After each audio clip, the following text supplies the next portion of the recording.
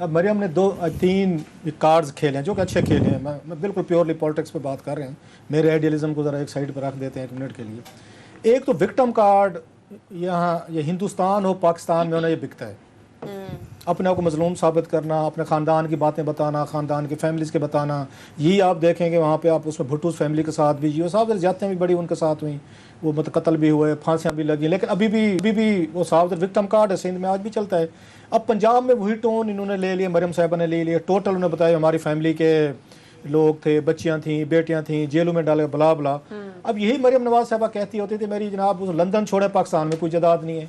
अब Chaudhary sugar mill में पता अरबों की जदाद निकल आई है, उन्होंने ओन भी कर लिए, वो उसके बाद वो डिक्लेयर भी हो गई है। अब कोई पूछेगा तो साफ ज़ाहिर है फिर उसमें जमहूरियत खतरे में आती है, फिर आपकी लड़ाई तो बनती है। एक चीज़। दूसरी, अब ये मैं देख रहा हूँ, ये आमिर साहब ये वो रिपोर्ट है जो नैब की इंक्वायरी रिपोर्ट वहाँ कोर्ट में पेश हुई है, जो मैंने वहीं से उठा के कैमरे की तरफ फिर अच्छा ये वो रिपोर्ट है नैब की 157 पेजेस की, जो वहाँ पे पेश की गई है सर, उसमें अदालत में पेश हुई है। अब ये चीज़ें क्योंकि मीडिया इतना फ्रेंडली हो चुका है, क्योंकि इतना दबाया है इमरान खान साहब और इनकी कंपनी ने मीडिया को, कि मीडिया अब नाराज़गी में इनकी चीज़ें भी नहीं दिखाता कि जनाब कि ठीक है फिर ये टकरे हुए हैं ना, ये हमें टकरे हुए हैं मीडिया को, तो फिर इनको टक्करने दें, हम क्यों इनका, जो कि प्रोफेशनल ठीक नहीं है। अब ये उस वक्त की आमिर साहब ये रिपोर्ट है जब जहाँ शाहिद खकान अब्बासी साहब वज़ीर आज़म थे, एक स्टेट बैंक ऑफ पाकिस्तान को यहाँ पे एक उनको आया था, एक उसको कहते हैं ट्रांजैक्शन, एक अलर्ट आया था जब मनी ज़्यादा ट्रांसफ़र होने लगे, सस्पिशियस ट्रांजैक्शन। जी सस्पिशियस उसकी ये इसमें बड़ी मज़े की चीज़ें हैं।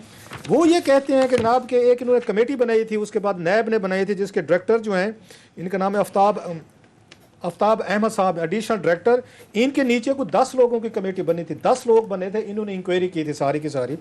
इसको पढ़ते जाए आमिर साहब, जो आप कहते होते हैं, जब आपका लफ्ज़ मैं यूज़ करता हूँ, कानून से धुआं निकल जाए कि ये इनकी अब इस पे इन्होंने जिस तरह की अपनी वेल्थ इनकी बनाई है, जो टीटीज आई हैं, जो पैसा आया है, अब मैं इसमें बैठ के नाम पढ़ूंगा, पूरा प्रोग्राम आपका यहाँ पे निकल जाए कि किस तरीके से सलमान शहबाज ने और उसके बाद हमजा शहबाज ने, शहबाज शरीफ साहब ने, इनकी टोटल इनकम 99 में जो है अकॉर्डिंग टू दिस रिपोर्ट, ये नैब की अदालत में पेश हुई है सर, ये मैं कोई अपनी तरफ से नहीं गाड़ के बैठा जी।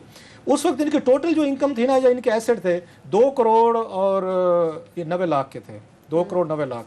2003 में कम होके वो जनाब आगे 1 करोड़ 80 लाख पे आ गए।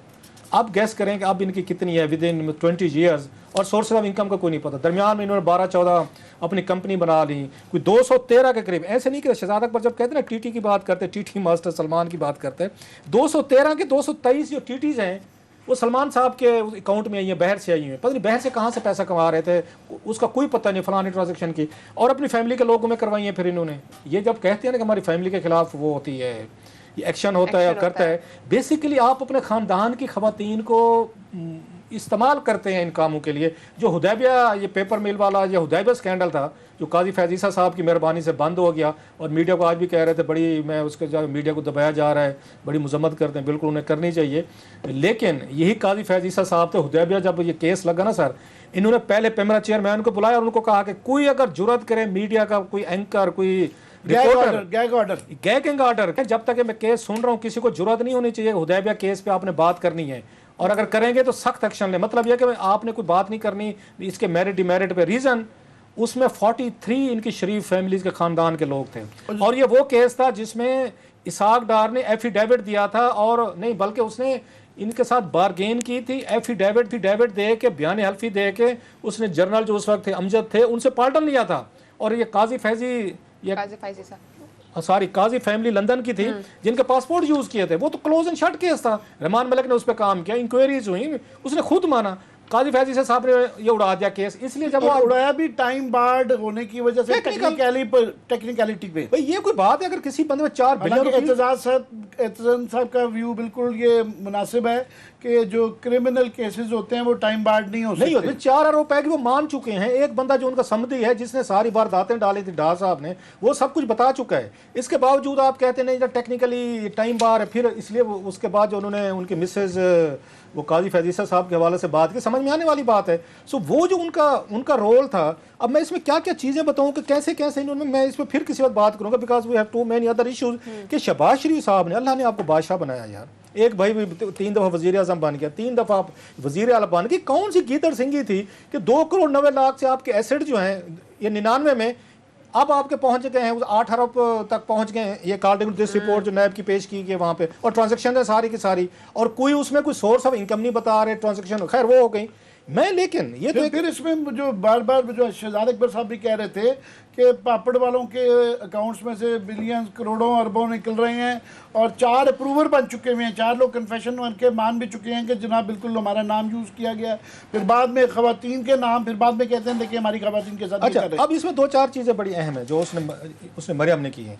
उन्होंने मीडिया पे बात की है कि मीडिया को हम सपोर्ट करते हैं। अरशद शरीफ क्लासिक केस, अरशद शरीफ पे इंटेलिजेंस ब्यूरो के ज़रिए इन्होंने नवाज शरीफ साहब ने और इन्होंने बैठ के पर्चे करवाए, मुकदमे कराए। कि अरशद ने एक स्टोरी दी थी कि कौन कौन से MNAs जो है ना, जिनको इंटेलिजेंस ब्यूरो एंड कंपनी जो है ना उनको चेस कर रहे हैं, और उनको उनके लिंक्स तलाश करने की कोशिश की गई है कि शायद इनके लिंक्स कुछ ऐसे लोगों से जो कि नहीं होने चाहिए। खबर थी ना एक, अरशद शरीफ पे ने मुकदमा करवाया, इंटेलिजेंस ब्यूरो से अलहदा करवाया, FIA के जरिए अलहदा करवाया। ये नवाज शरीफ साहब की हुकूमत, मीडिया आज़ाद था। उसके बाद ये कहना अच्छा नहीं लगता, मैं आमिर मतीन, हमारे ऊपर 14 केसेस करवाए थे इन्होंने इसमें पेमरा में 14, और हमें घंटों आर्डर थे उस वक्त के जो हमारे दोस्त ही थे, क्या कहें जनाब, अपने कुल्हाड़ी को, वो कहते हैं कुल्हाड़े के लिए जो आपका दस्ता होता है लकड़ी का, अपना दरख्त का ही काम आता होता है। तो हमारे एक दोस्त को बिठाया उन्होंने, पेमरा चेयरमैन को। अब उसके ऐसे ऐसे हमारे पास सबूत है, हम लोगों को दिखाएंगे। खुद लिखते थे कि आए जी रऊफ क्लास और आमिर मतीन के खिलाफ लेके आए कंप्लेंट, मैं आपको केस जीत के दूंगा। ये कोशिश थी कि इनको सजाएं दिलवानी हमने। वो लोग जो इनके गीत नहीं गा रहे थे, एक चैनल में आमिर साहब गवाह हैं इस बात के, हमें मालकों ने इनकी कॉल्स दिखाई हैं, ये मरियम नवाज साहबा की कॉल्स, इनके नंबर्स दिखाए कि मरियम नवाज साहबा उनको फ़ोन करती थी, इनको शो भी ना दें, इनको निकालें भी सही और जॉब भी नहीं ना दें, जो आज कह रही थी कि हम मीडिया के साथ खड़े हुए हैं। सो कहने का मतलब ये है कि जब ये पावर में आया तो वही काम इमरान खान साहब ने किया बाद में। ये सब बराबर हैं। ये नवाज शरीफ साहब ने भी यही मीडिया के साथ उन्होंने आके रखा, अदालतों की बात की उन्होंने, इमरान खान साहब ने वही रवैया रखा, बल्कि सबसे ज़्यादा इन्होंने मीडिया को क्रिपल करने की कोशिश की है इन्होंने, इमरान खान साहब ने। इसके बाद अदालतों की बात कर रहे हैं, वो तो अब सुन चुके हैं। अब आज हम क्या चलाएं उसको, जो शहबाज शरीफ साहब ने वो जस्टिस कयूम को वो हिदायत दे रहे, तो पाजी कह रहे हैं इन्हें साल देने नहीं करने, बेनज़ीर भुट्टो ने कम नहीं होनी चाहिए, नहीं तो थोड़ी खैर नहीं, वो भी हमने सुन के देख ली सारी। ये सारी चीज़ें अपनी जगह पर, लेकिन जो मरियम साहबा के पास एक बड़ा एक ज़बरदस्त कार्ड आ गया है, वो बड़ा अहम है, जिससे एस्टेब्लिशमेंट की जान छूटती मुझे नहीं लग रही ना इमरान खान साहब की छूटती। वो जरा क्लिप सुना है जो उन्होंने जनरल सलीम बाजवा साहब पे बात की है, बड़ा मेरा ख्याल है सीरियस होता जाएगा। और मरियम ने जिस तरीके से बातें की हैं, क्वेश्चंस किए, हमारे मरियम साहबा पे एतराज़ात अपनी जगह पे, हमारे क्वेश्चंस अपनी जगह पे, लेकिन जो सवालात मरियम नवाज साहबा उठा रही हैं वो बड़े अहम सवालात हैं। हुकूमत की तरफ से कोई उनका वो नहीं आ रहा। 14 दफा नाम लिया, 14 दफा ले, वो कहते हैं किसी की कमजोरी, वो कहते हैं प्रेस करें जहां पे आपको हल्ट करता है, प्रेस इट, हैमर करें। सो वो प्रेस कर रहे हैं जहां पे उनको पता है हल्ट करेंगे। हल्ट करने वाला उनको पास एक पता आ गया है अब, जिस पे उनको पता है एस्टेब्लिशमेंट उनके साथ बैठेगी, कोई नई डील मारेगी, नई बातचीत होगी, क्योंकि पिछली डीलें तो उड़ गई हैं, वो एक अलग कहानी है क्या क्या डीलें थी। उसके बाद ये जीरो टॉलरेंस पे गए हैं। अभी मतलब जुबैर साहब को भेजा था, वो आखिरी था, जुबैर साहब को भेज के चेक कर लिया कि अब हमें वहां से कुछ नहीं मिलना, फिर इन्होंने जीरो टॉलरेंस किया। सो जो बात उन्होंने मरियम साहबा ने की है ये उस पर आसिम बाजवा साहब के हवाले से, वो बड़ी मेरा ख्याल है आने वाले दिनों में मज़ीद क्या कहा है आसिम बाजवा के हवाले से बातें कही हैं। बाजवा साहब के कारोबार किसी को नज़र नहीं आते, उनके वाइफ के नाम के जो असासे हैं वो किसी को नज़र नहीं आते, उनके बच्चे जो एक तनख्वाहदार मुलाजिम के बच्चे हैं उनके इतने बड़े बड़े असासे किसी को नज़र नहीं आते। तो फिर तो हम ये सवाल पूछने में हक बजानिब हैं कि ये किस किस्म का इंसाफ है। सर इसमें एक पॉइंट पे जिस तरह वो बात कर रही हैं, उन्होंने ये बात भी की थी कि मीडिया पर भी दबाव डाला गया है कि पहली खबर क्यों नहीं चलाई गई, जब उन्होंने क्लैरिटी दी तब ये खबर क्यों चलाई गई। ये जो क्लास साहब कह रहे हैं ना, ये एक ट्रम्प कार्ड आ गया है, क्योंकि वो ठीक है रिटायर्ड जनरल हैं मगर अभी वो CPEC के इंचार्ज हैं, बड़ी की पोजीशन के ऊपर इस वक्त भी बैठे हुए हैं। अगर उनको जो है बिल्कुल ही बचा लिया जाता है और वो करते हैं तो वो डाई डाउन नहीं करता, क्योंकि हमारी तमाम तर तनकीद के बावजूद जो है हकीकत ये है कि इस मुल्क के अंदर जब 2-3 प्राइम मिनिस्टर फारिग हुए हैं, करप्शन के उस पे नायल हुए हैं, जेलें हुई हैं, यहाँ पे जजों के ऊपर जो है पॉलिटिशियन, सहाफ़ी, सबकी इंक्वायरियाँ JIT हैं बन रही हैं सारी। तो एक जब आ गया है उसका, तो उसको आपको कहीं ना कहीं इंसाफ होना नहीं चाहिए, इंसाफ होता हुआ नज़र भी आना चाहिए। एक तो वो बहुत लेट आया आसिम बाजवा साहब की एक्सप्लेनेशन, दूसरा वो बड़ी स्केची है, उससे ज़्यादा उनको करना पड़ेगा। ये सिर्फ उनके एक बयान से वो जो है ना तसल्ली नहीं, बहुत सारे भी सवालात हैं। ये दूसरा ये है कि ये उसके साथ जो उन्होंने मौजूदा जो DG ISP आ रहा है उनको उनके ऊपर भी जो है तनकीद की, हालांकि सख्त अल्फाज नहीं थे, पर मैं उनसे ये बिल्कुल एग्री नहीं करता कि उनका ये कहना कि उन्होंने क्यों एक्सप्लेनेशन दी। मेरा ख्याल है